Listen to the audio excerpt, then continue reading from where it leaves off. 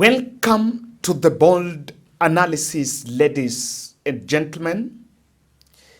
President William Ruto's defense on the Gen Z killing, or rather statement when he was asked by a Finnish journalist about the Gen Z killings, has sparked uproar in the country, and this is exposing the deep wounds that the president must heal. And if he's not careful, these are things going to haunt him in the 2027 ballot. And also there have been enforced disappearances and many are still missing. Your Excellency, President William Ruto, what is the Kenyan government doing to ensure such violations will not happen again?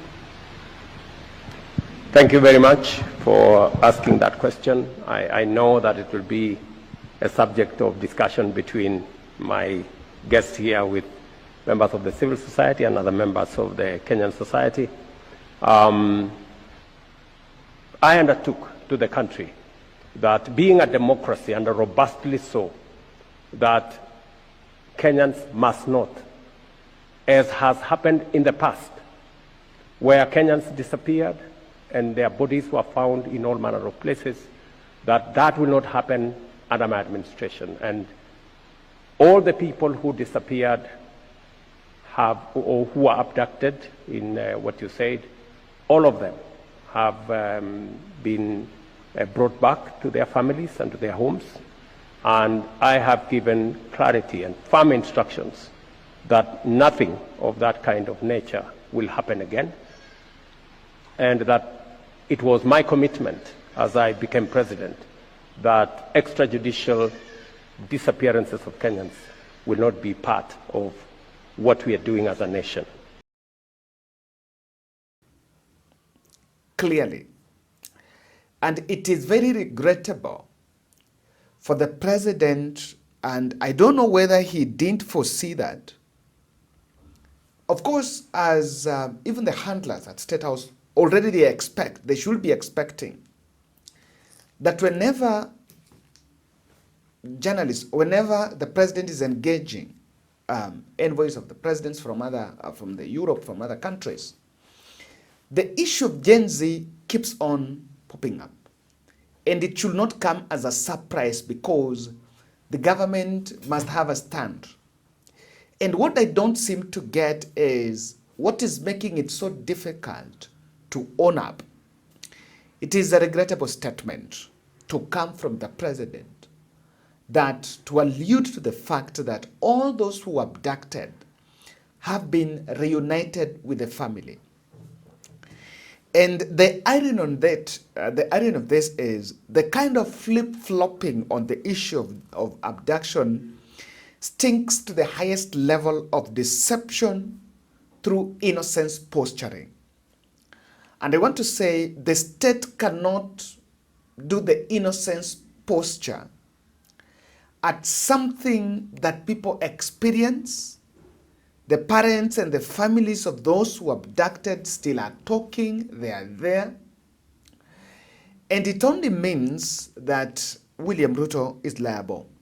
He's been pushed to the corner to give explanation about this.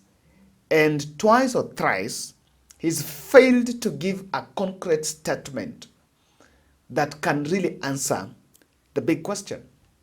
This is a town hall meeting sometime last year after the Gen Z protest. And the president took on camera telling the country that if you have a single person who was abducted and has not been reunited with the family, you need to report. I made a commitment to the people of Kenya, and I want to look you in the face, that under my administration, I do not want a situation where a Kenyan disappears. There were days when people were found 20, 30 in the Vayala here, executed. I want to promise you and to promise the people of Kenya that under my administration, there will be no Kenyans in the Vayala or any other river or in any other place.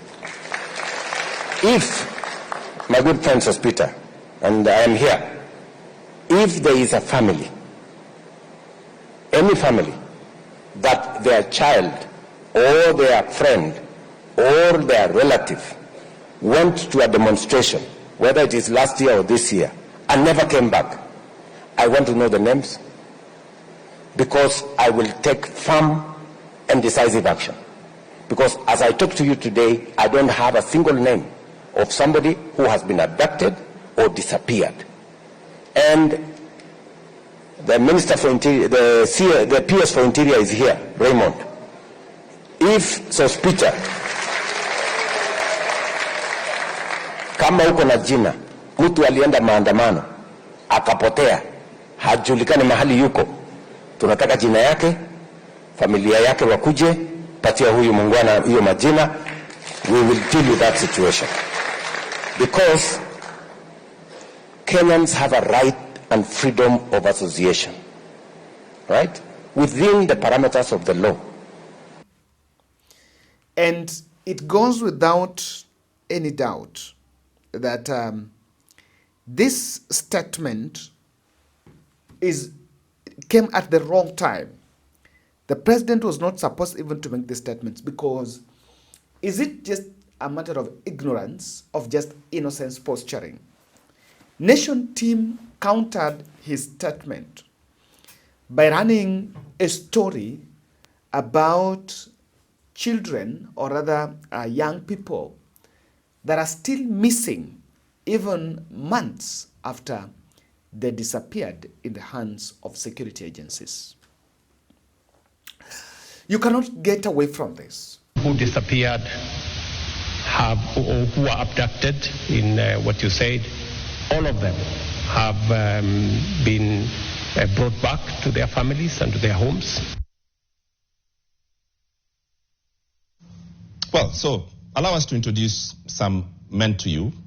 Martin Bisi was abducted on 17 December 2024 in Nolongo, and his family says he's still missing to date.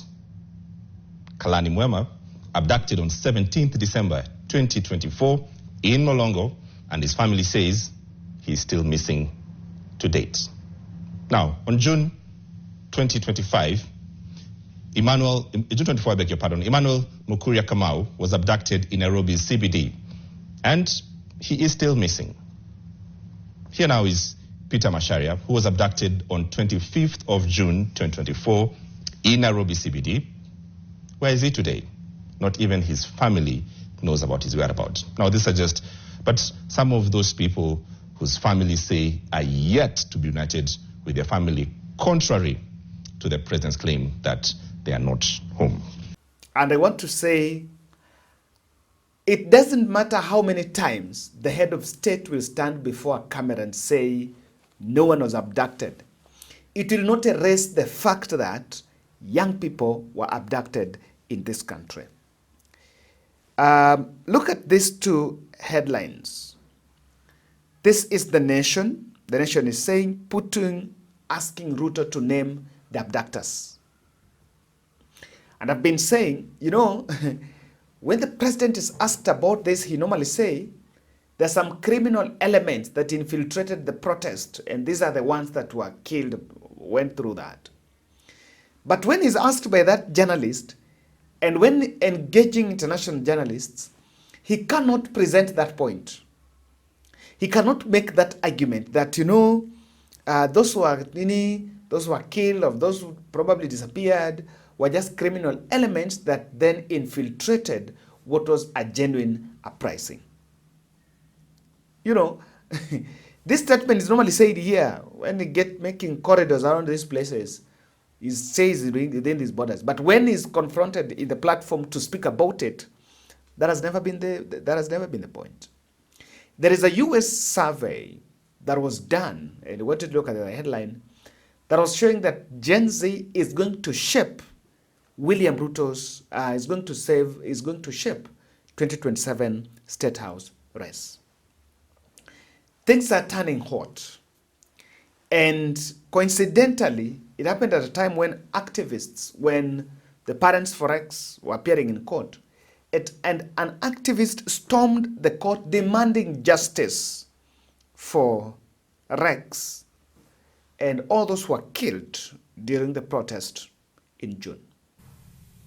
We We cannot take one more day of these murderers and these liars and corrupt leaders. No way, my people. No way. I don't know whether you feel the pain that I'm feeling today. We can never get justice. You never get justice because you will never get. The case of Baby Penda was there. Now the people who are in charge at that time are campaigning for high offices in this country. What kind of country is this? What kind of country are we living in? I want an answer, my brother. I want an answer. What kind of country? Justice for my son. Because of our problems. Because of our problems.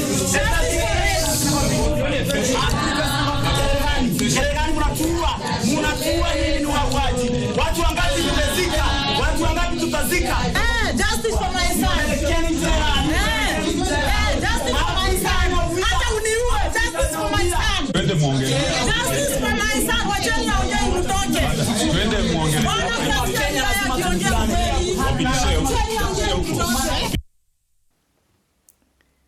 You cannot get away with this. And I've been saying this. I don't see any way the president is going to evade the justice hook about the Gen Z killing. They might not, there is no justice going to be served. But the country may not forget. Parents are holding their tears, narrating the ordeal of losing their children. It's a permanent mark that will take the state centuries to explain. And I'm afraid at the ballot, they may never forget.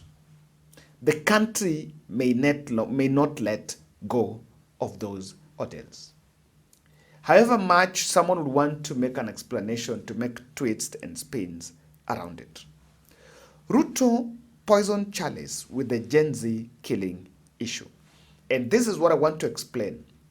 Why this Gen Z killing issue is not going to fade away now. Before we look at that, and I don't want to miss that part, I want to humbly request you to subscribe to our channel, click the notification bell and like our videos. And thank you very much for supporting this podcast.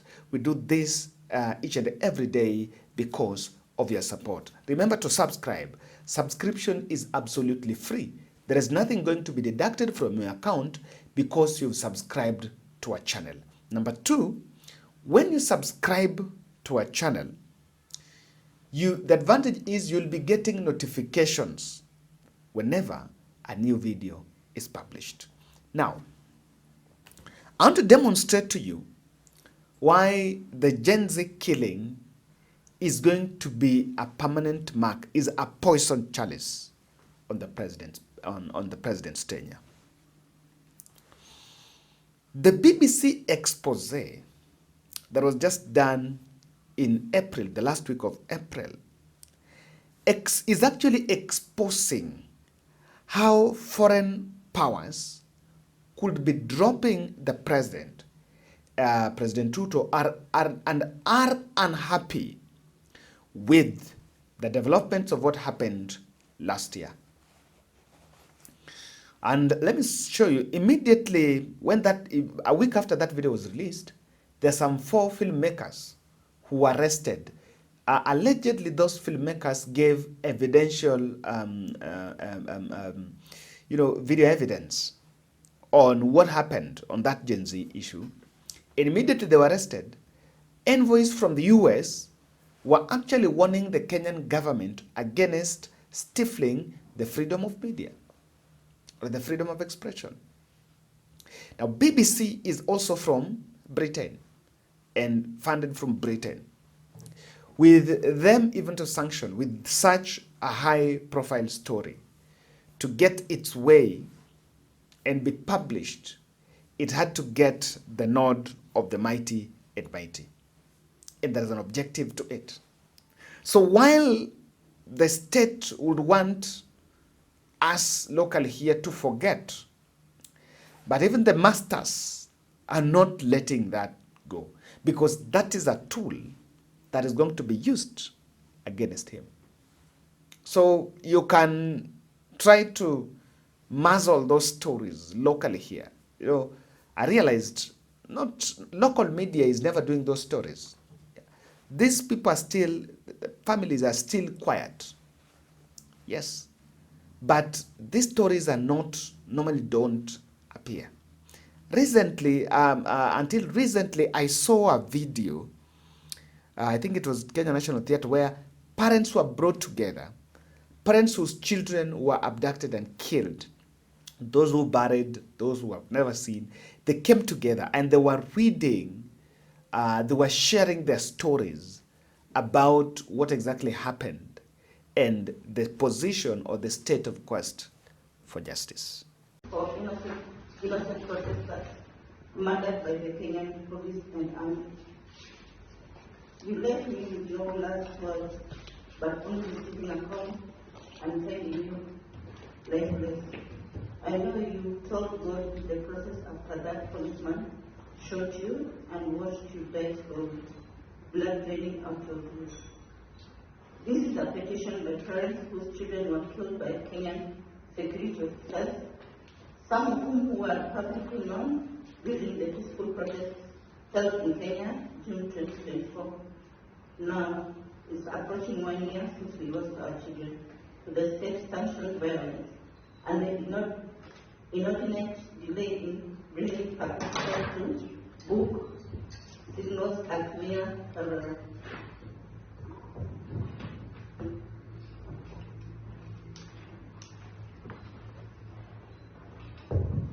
Our children were exercising constitutional right to protect our delivered petition to public officers to challenge poor governments.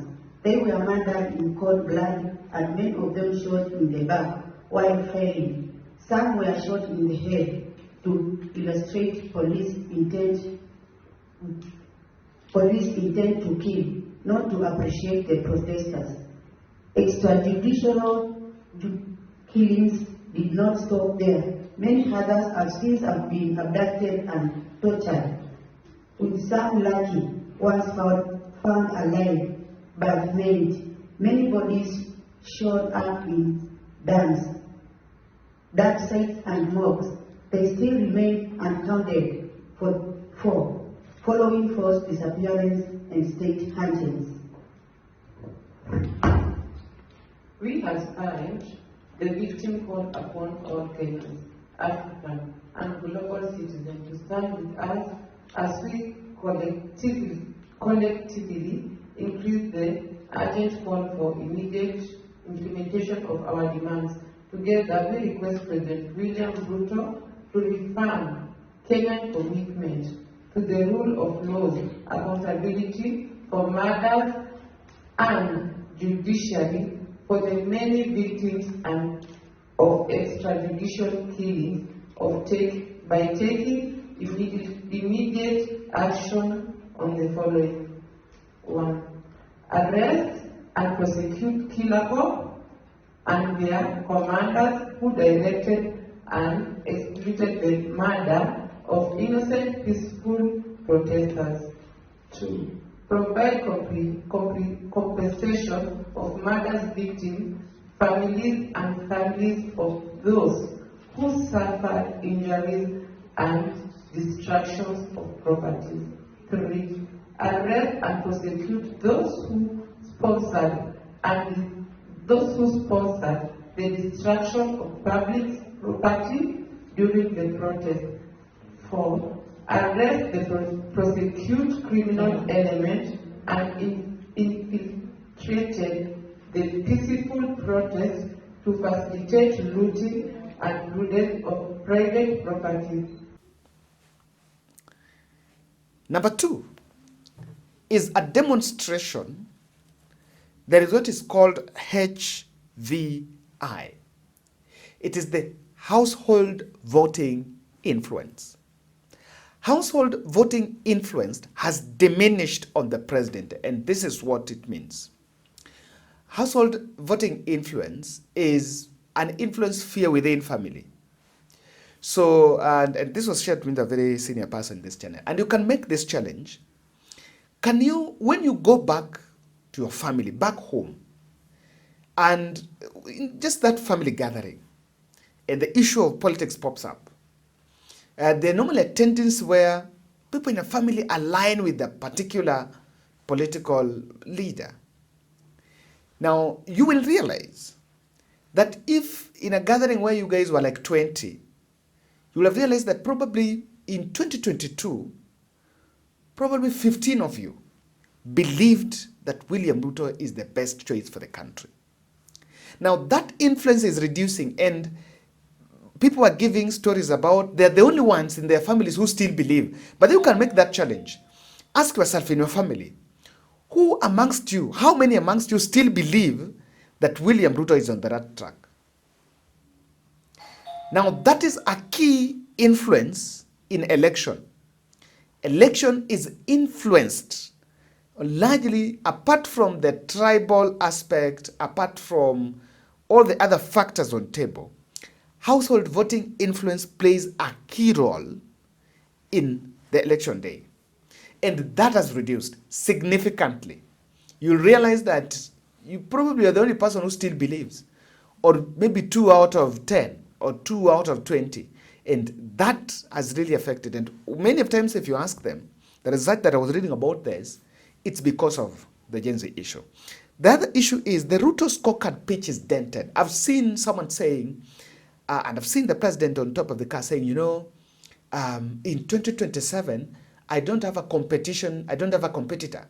The competitor is between me and my track record. And I've been saying, yes, you want to talk about the roads. You want to talk about the affordable housing. You want to talk about 22 million registered on SHA. You want to talk about the dollar, stabilizing of dollar. You want to talk about probably the cost of unga and the cost of oil. But one factor you will also need to answer is about human rights. Remember, it is your responsibility to protect life. If you did protect life, that is also a question that could emerge. Lastly, I think the Gen Z turnout might be huge. And that is a factor that you cannot overlook in the next election. Thank you.